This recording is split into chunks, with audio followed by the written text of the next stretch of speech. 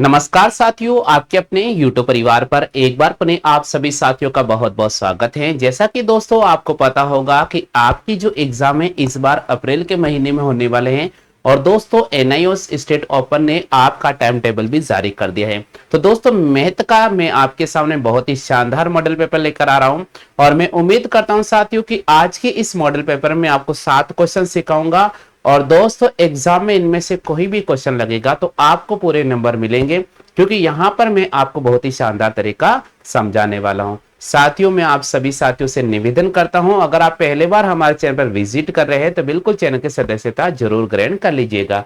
तो चलिए साथियों, सबसे पहले जो 7 क्वेश्चन कौन कौन से मैं आपको बता देता हूं। पहला क्वेश्चन है निम्न बहुपद में चर और अचर की पहचान कीजिएगा।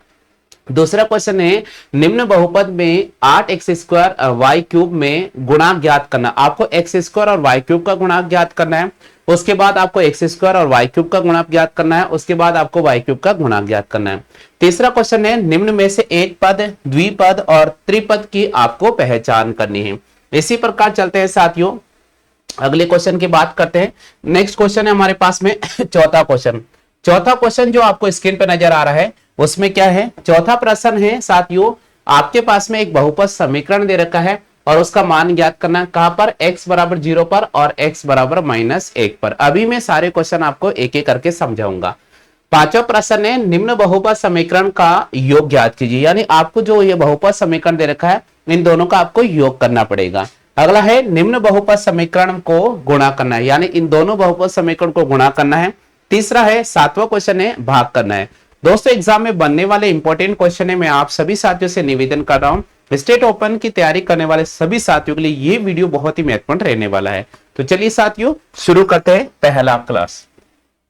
दोस्तों यहां पहला क्वेश्चन दे रखा है, इस पहले क्वेश्चन को आप ध्यान से पढ़ लीजिएगा। पहला क्वेश्चन आपको स्क्रीन पे नजर आ रहा है। क्वेश्चन कह रहा है निम्न बहुपद में चर और अचर की पहचान कीजिएगा। हाँ भाई, सबसे पहले तो आप इस क्वेश्चन की कॉपी कर लीजिएगा। सबसे पहले तो आप इस क्वेश्चन की कॉपी कर लीजिएगा। क्यों कॉपी करना है? क्योंकि एग्जाम में बनने वाला यह सबसे इंपॉर्टेंट क्वेश्चन है। एग्जाम में बनने वाला यह सबसे इंपॉर्टेंट क्वेश्चन है। तो सबसे पहले आप इस प्रश्न की कॉपी कर लीजिएगा। निम्न बहुपद में चर और अचर की पहचान कीजिएगा। दोस्तों मैं आपको यहां पर बताता हूं चर कौन होता है, अचर कौन होता है। दोस्तों यहां कभी भी एग्जाम में क्वेश्चन आता है आपके सामने चर और दूसरा आता है अचर। अचर कौन सा होता है, चर कौन सा होता है?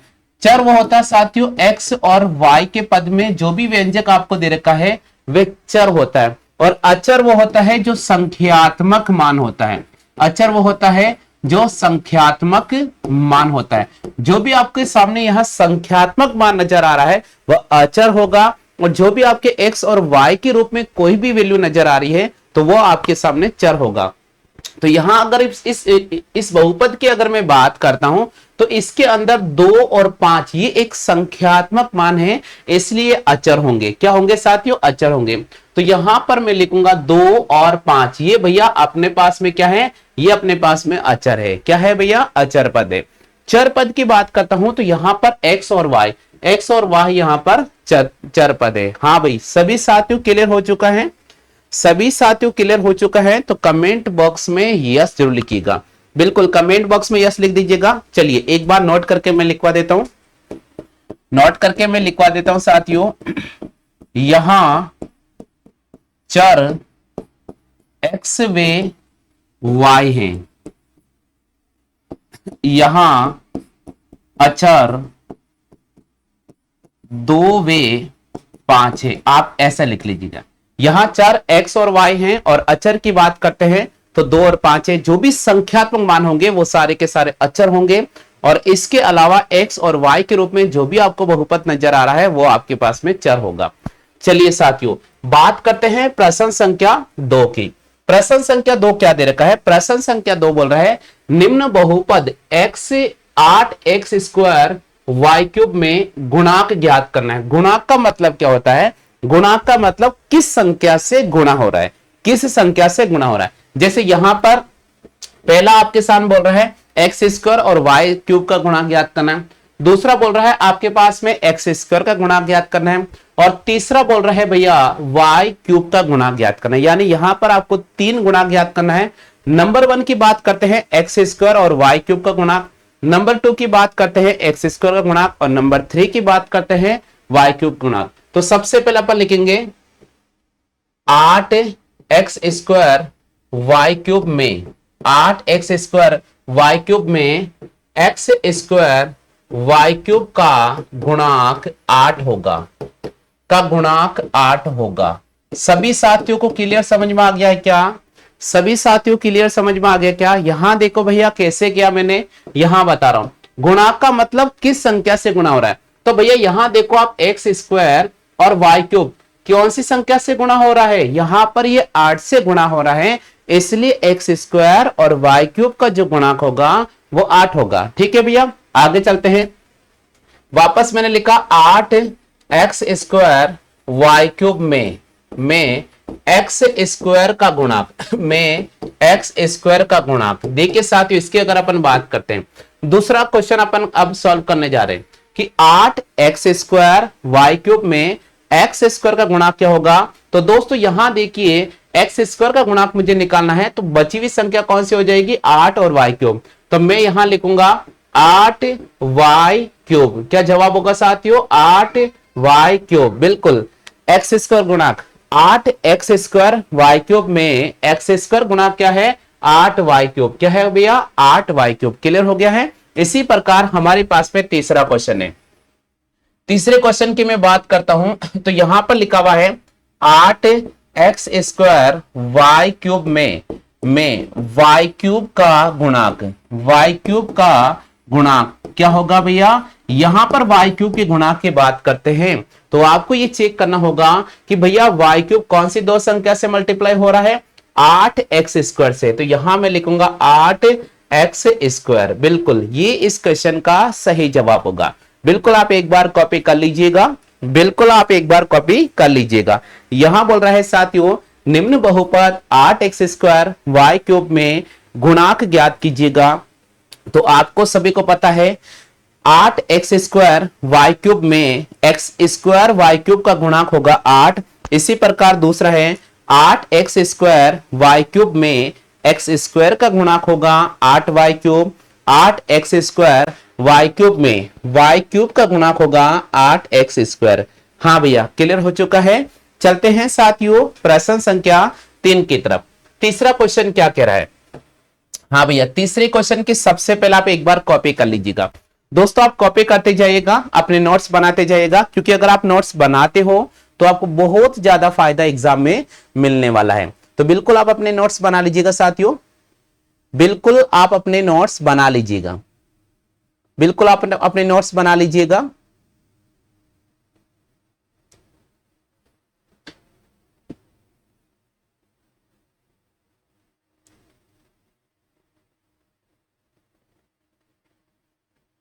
चलिए भैया, यहां पर क्वेश्चन क्या दे रखा है, पूरे क्वेश्चन को आप ध्यान से पढ़ लीजिएगा साथियों, पूरे क्वेश्चन को ध्यान से पढ़ लीजिएगा। यहां बोल रहा है साथियों, निम्न में से एक पद, द्विपद और त्रिपद की पहचान कीजिए। निम्न में से एक पद, द्विपद और त्रिपद की पहचान कीजिए। भैया बहुत महत्वपूर्ण क्वेश्चन है, एक पद, द्विपद और त्रिपद की पहचान कीजिएगा। बिल्कुल बताइए साथियों, निम्नलिखित में से कौन सा तो एक पद होगा, निम्नलिखित में से कौन सा द्विपद होगा, निम्नलिखित में से कौन सा त्रिपद होगा। बिल्कुल पहचान करनी है साथियों आपको, बहुत इंपॉर्टेंट क्वेश्चन है। देखते हैं कितने साथी सही जवाब कर पाते हैं। जल्दी से बताइए साथियों, आंसर क्या होगा। क्वेश्चन कॉपी कर लिया है सभी ने, बिल्कुल क्वेश्चन कॉपी कर लीजिएगा, मैं आपको समझा देता हूं। हाँ भैया, बिल्कुल क्वेश्चन कॉपी कर लीजिएगा, मैं आपको यहां पर इस क्वेश्चन को समझा देता हूं। क्वेश्चन कॉपी कर लीजिएगा, मैं आपको समझा देता हूं।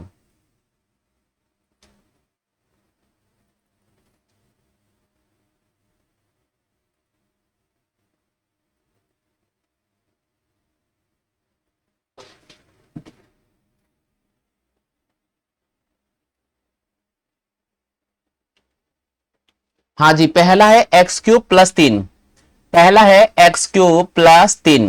बिल्कुल एक्स क्यूब प्लस 3, ये पहला क्वेश्चन है साथियों, पहला क्वेश्चन है एक्स क्यूब प्लस 3। यहां पर देखिए साथियों, एक पद क्या होता है, द्विपद क्या होता है और त्रिपद क्या होता है। मैं आपको एक चीज समझा देता हूं दोस्तों। अगर मैं यहां पर बात करता हूं x cube x cube plus 3 की बात करता हूं दोस्तों, एक पद यानी केवल उसमें एक ही चलेगा, यानी प्लस और माइनस नहीं आ रहा है।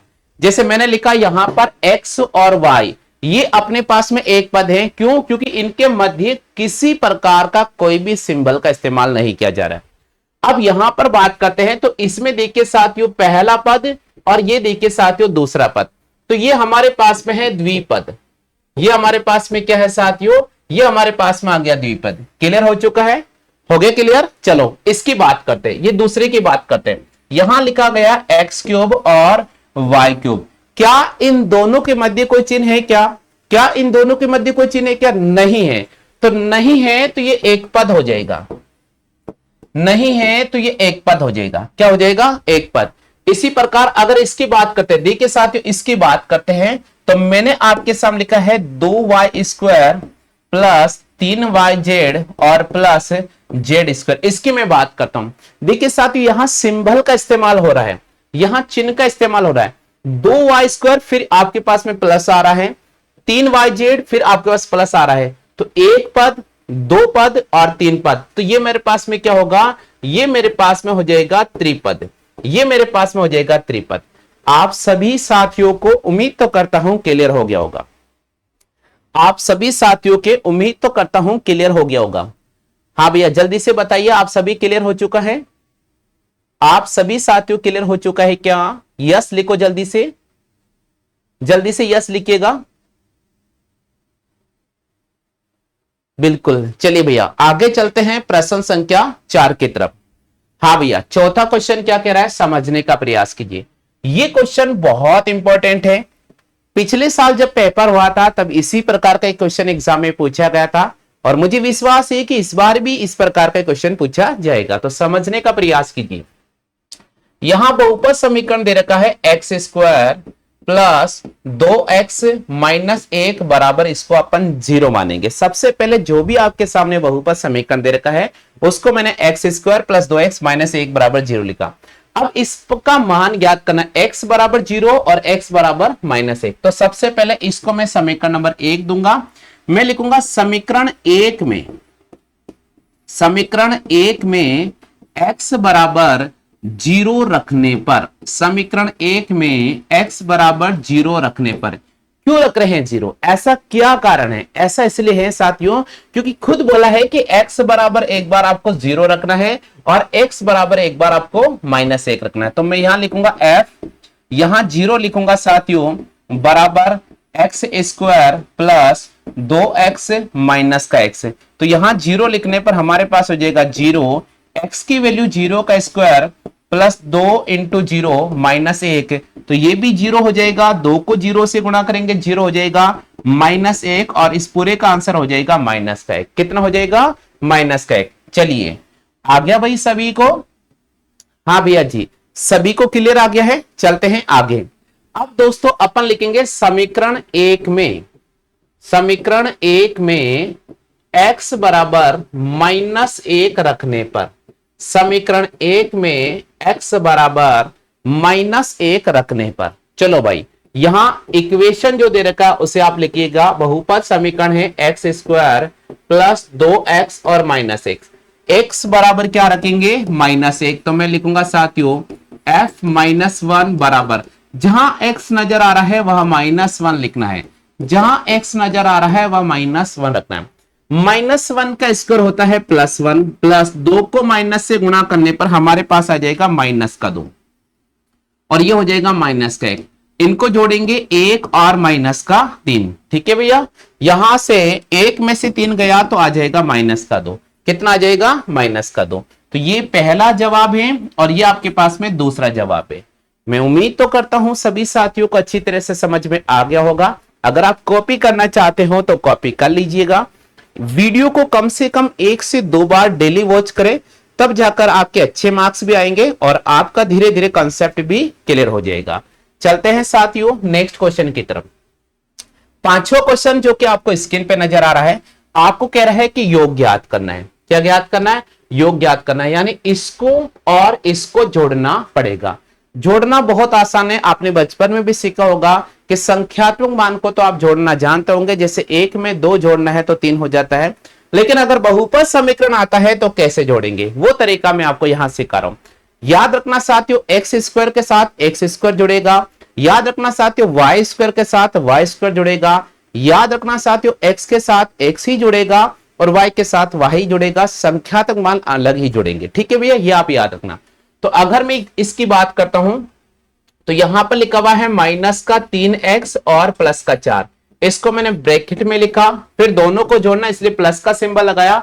अब मैं इसको लिख रहा हूं 2x स्क्वायर माइनस का 7x और यहां लिखा मैंने माइनस का 2। दोस्तों ये लिखा हुआ है। अब दोस्तों इन दोनों को जोड़ना है। हमेशा ध्यान रखिए साथियों, जिसकी घात सर्वाधिक होती है उसको पहले लिखा जाएगा। तो यहां 2x स्क्वायर अकेला है तो इसको अकेला लिखा जाएगा 2x स्क्वायर, फिर माइनस। अब दोस्तों यहां देखो माइनस का 7x नजर आ रहा है और यह माइनस का 3x नजर आ रहा है, तो मैंने लिखा माइनस का 7x और माइनस का 3x। क्लियर हो गया है। फिर यहां प्लस का 4 नजर आ रहा है और माइनस का 2 नजर आ रहा है। अब दोस्तों आगे चलेंगे, 2x स्क्वायर, इन दोनों मानों को जोड़ेंगे, माइनस माइनस प्लस, तो माइनस 10x और यहां हो जाएगा प्लस का 2। ये इसका एडिशन आ जाएगा, ये इसका आंसर हो जाएगा। जोड़ने का आसान तरीका मैंने आपको समझा दिया है।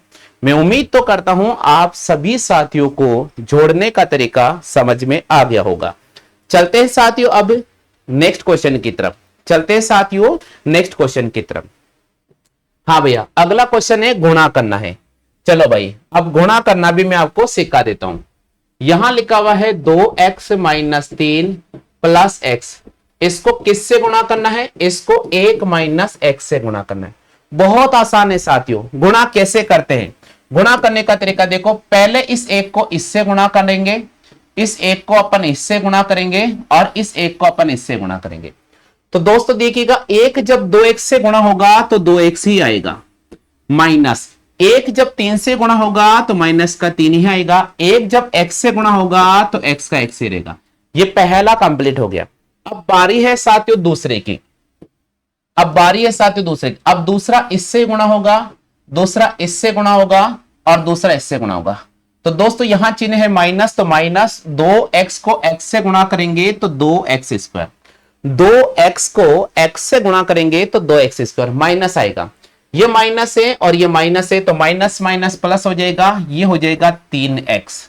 ये माइनस है और ये प्लस है, प्लस माइनस माइनस हो जाएगा, ये हो जाएगा x स्क्वायर।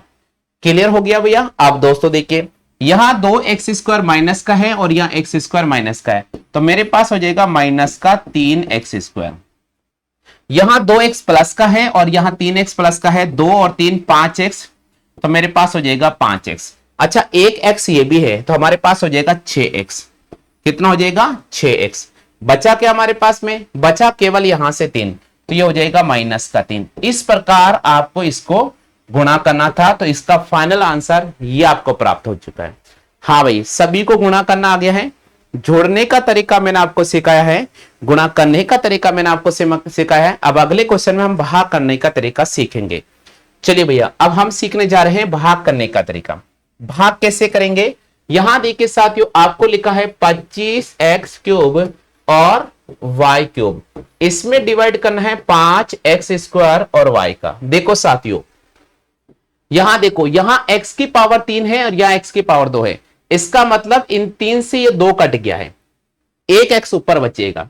यहां y की पावर 3 है और यहां 2 है, तो 3 से 1 कट गया, तो हमारे पास 5 से काटेंगे 5 25, x स्क्वायर से x स्क्वायर कट गया, यहां से x बचेगा, y से y कट गया, यहां से y स्क्वायर बचेगा, तो ये इसका आंसर हो जाएगा 5x y स्क्वायर।